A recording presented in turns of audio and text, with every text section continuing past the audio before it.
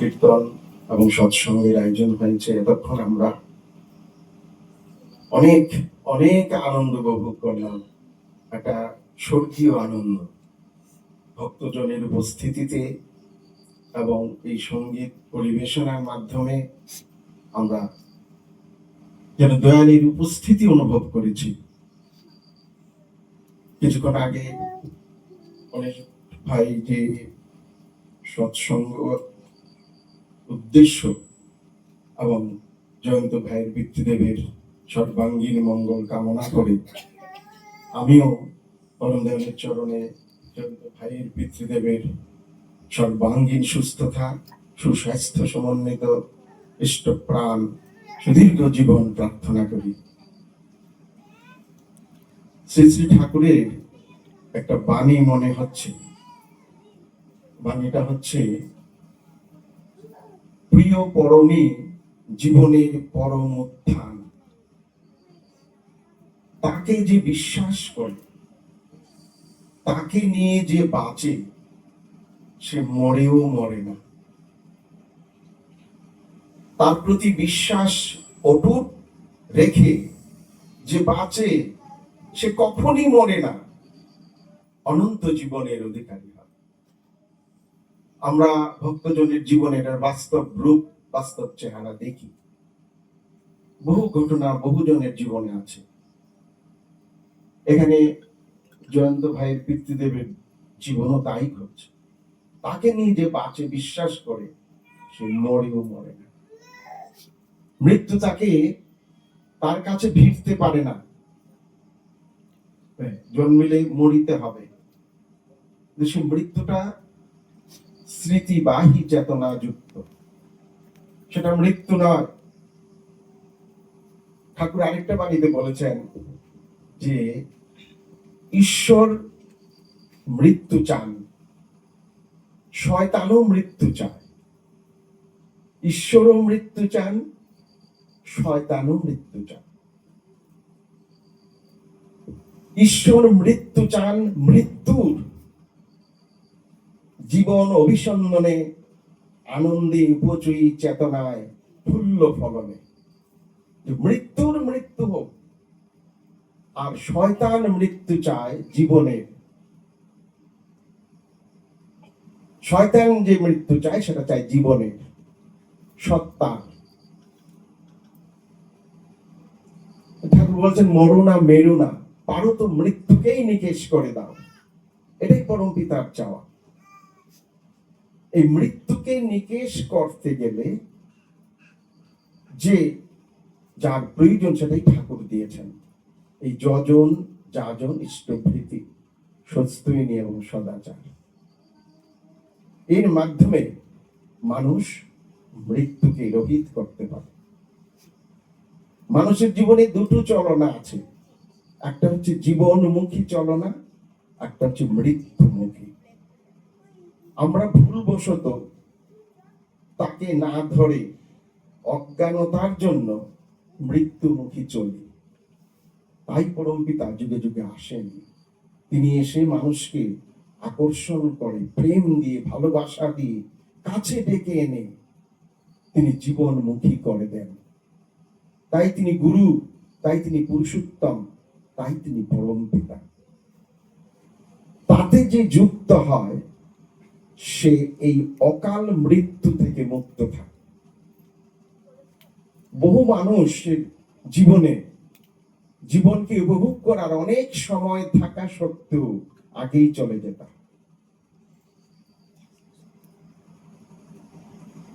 আগেই চলে যেতে হয়, কারণ মৃত্যুমুখী চলনা, অসদাচার পরায়ণ চলনা, ইষ্ট বিমুখ চলনা, এর মধ্য দিয়ে মানুষের সত্তার ধীরে ধীরে ক্ষয় হতে থাকে।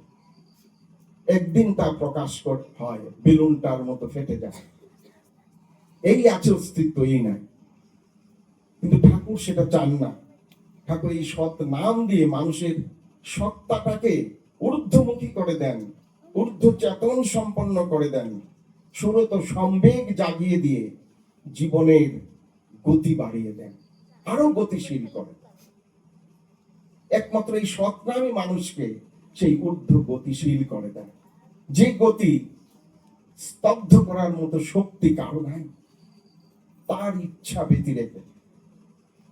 তাই তার কাছে নিত্য প্রার্থনা করতে হয়, তোমার দয়ায় লোভেছি জনম, সকলেই পেয়েছি আমি, তোমার দয়ায় এই জীবন পাওয়া, আমার এই জীবনটা তোমাকে প্রীত করুক, তুমি তুষ্ট থাকো, প্রীত থাকো, তুমি সুস্থ থাকো, তোমার প্রীতি, তোমার তৃপ্তি আমার জীবনে অঢেল হয়ে ঝরে পড়ুক।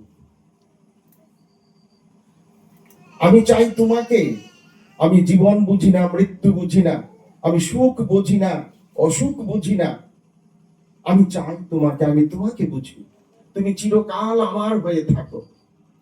এই প্রেম যার মধ্যে জাগ্রত হয়, পরম পিতা তার মধ্যে জীবন্ত হয়ে থাকে এবং সে রক্ষা পায় সব দিক থেকে। আমরা প্রতিনিয়ত যাতে তাকে নিয়ে মেতে থাকি, তার আনন্দে, তার নামের আনন্দে, তার বাণীগুলি নিত্য পাঠ করি, অন্যকে শোনাই, অন্যের মধ্যে সঞ্চারিত করে দেই, এটার যে আনন্দ, এই আনন্দই হচ্ছে জীবনের আনন্দ। তাই ঠাকুর যাজন করার কথা বলছেন, সবসময় আমার কথা বলে বেড়াও, আমি তোমার মাথায় করে সর্বত্র যেন বয়ে বেড়াতে পারি, সবার কাছে, সবার দুয়ারে পৌঁছতে পারি, তোমাকে কেন্দ্র করে, তোমার মধ্য দিয়ে,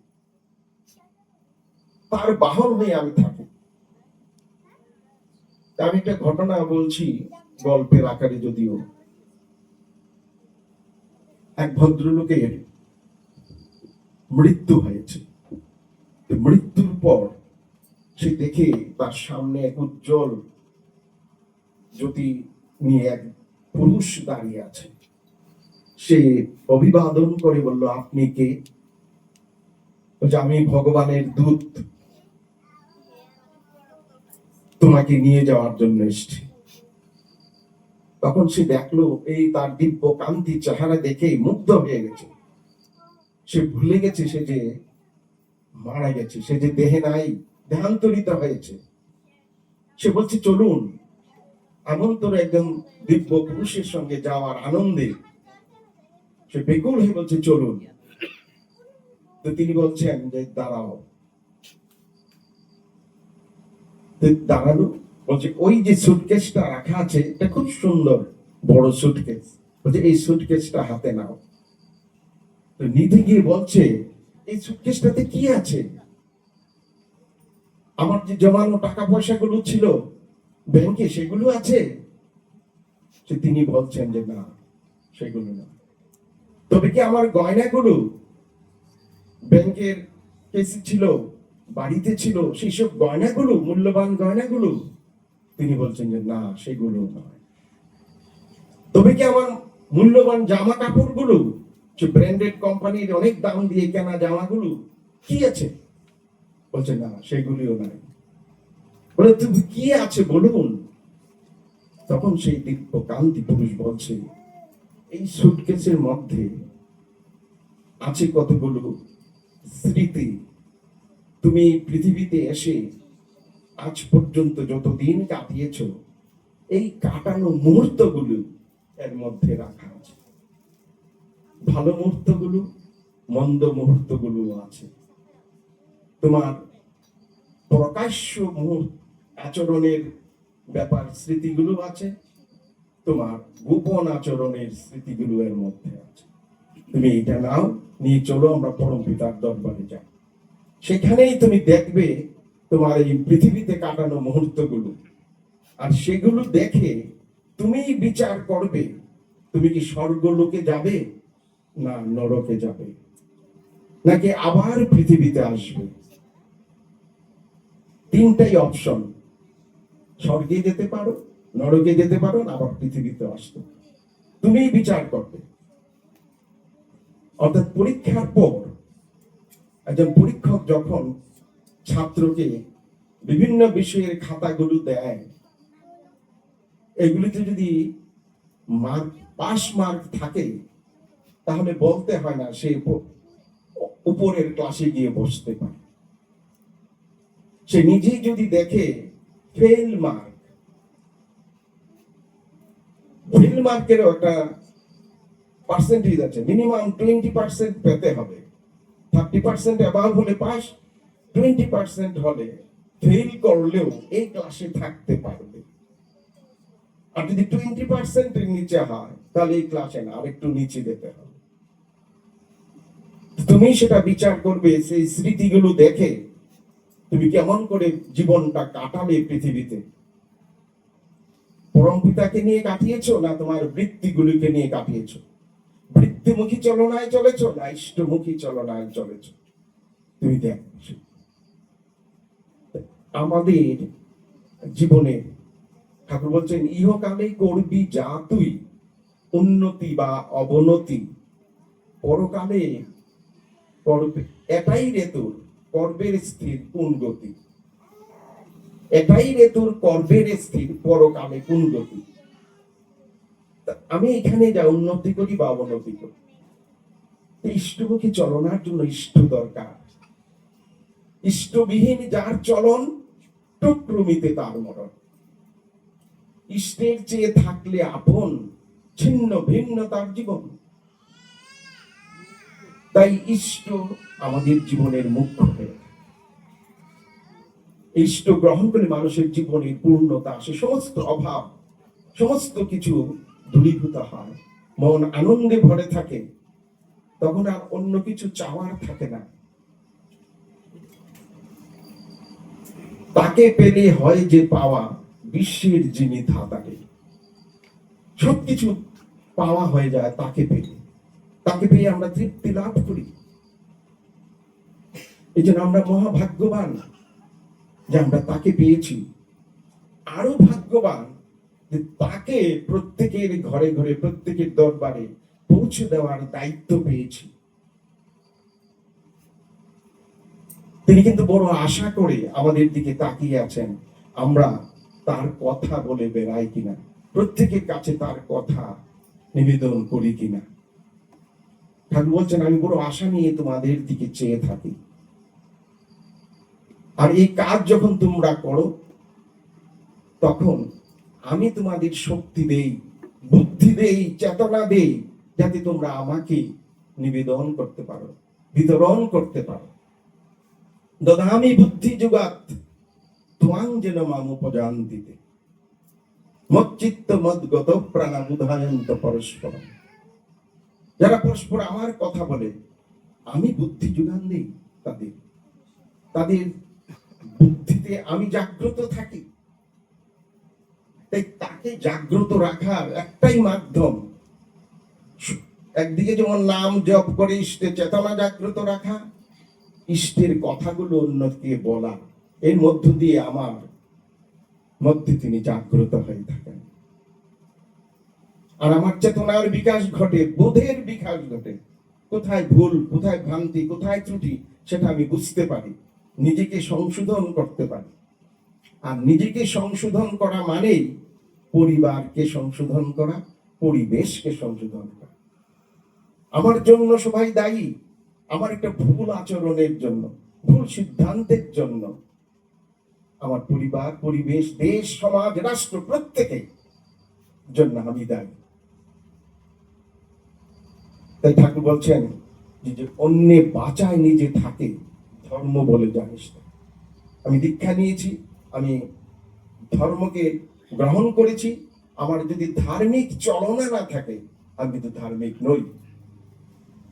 এই বাঁচা বাড়ার যে চলনা, এটাই হচ্ছে ধার্মিক চলনা। অন্যকে বাঁচানো, অন্যকে বাঁচাতে গেলে যে জ্ঞান দরকার, মানুষের বাড়িতে গেলে মানুষের অনেক ত্রুটি বিচ্যুতি আছে, সেটা সংশোধন করানো দরকার। কি কারণে তার দুঃখ, নানা কারণে মানুষের দুঃখ হয়, সেই কারণটাকে দূর করে দেওয়া সৎসঙ্গীদের কাজ।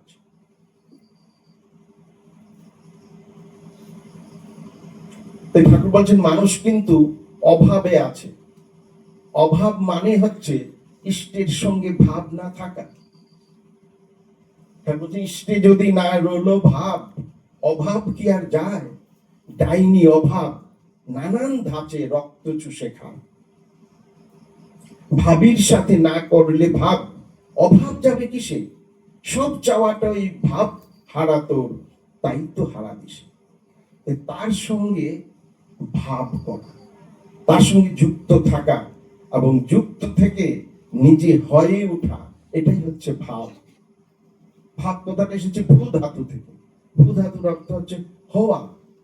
আমাকে হতে হবে।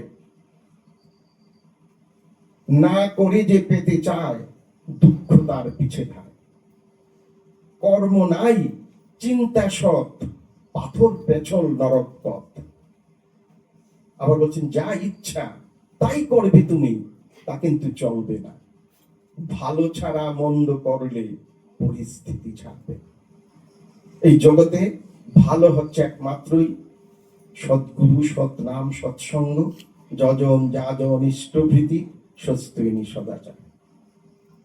ঠাকুর বলেছেন, হোসনা যুগী, হোসনা ধেনি, গোসাই গোবিন্দ যাই না হস। এই যজন যাজন ইষ্টভৃতি না করলে তুই কিছুই নস। আমার পরিচয় হচ্ছে সেটা দিয়ে। আমি ডিএম কিনা, আমি ইউনিভার্সিটির চ্যান্সেলর কিনা, আমি মুখ্যমন্ত্রী কিনা, আমি অন্য কোনো সমাজ সেবক কিনা, সেটা আমার পরিচয় নয়। আমি মানুষ হয়ে এসেছি, পরমপিত মানুষ হয়ে এসেছেন। তার সঙ্গে মিলিয়ে আমি নিজেকে যখন তার সন্তান হিসাবে দাবি করি, সেটাই হচ্ছে প্রকৃত মানুষ। যেটা পরম পূজ্য আদর্শ শ্রী বর্দা বলেছেন, যে তোমার রঙে হৃদয় আমার রাঙা, তোমায় বিদায় দেব কেমন। তিনি দেখিয়েছেন আদর্শ মানুষ কেমন হয়, আদর্শ ভক্ত কেমন হয়, আদর্শ সন্তান কেমন হয়, লোক সেবক কেমন হয়, তার জীবন চলনা দিয়ে দেখিয়েছেন। আমরা এই পরম আচার্য রূপে শ্রী শ্রী বর্দাকে পেয়েছি, আচার্য পরম্পরায় পেয়ে আসছি। তাই দেখে নিজে আমরা যেন শিখি। তাকে দেখে চলায় তোমার চলন সার্থক হয়। তাকে দেখে চলায় তোমার চলন সার্থক হয়। উল্লঙ্ঘনে এড়াতে পারো সকল বিপর্যয়। আমরা সব বিপর্যয় উল্লঙ্ঘনে এড়াতে পারি। এই ঠাকুরের প্রতি আমাদের সবার অটুট ভালোবাসা থাকুক, হোক। সবাইকে নিয়ে আমরা ঠাকুরকে খুশি করি, তাকে প্রীত করি, আচার্যদেবকে প্রীত করি। আমাদের সবার জীবনে ইষ্টের এবং আচার্যের আশীর্বাদের অজস্র ধারা বর্ষিত হোক। আমরা একটা আদর্শ মানুষ হয়ে উঠি, দেব মানুষ হয়ে উঠি। পরম পিতার চরণে এই প্রার্থনা করে আমি শেষ করছি। জয় গুরু।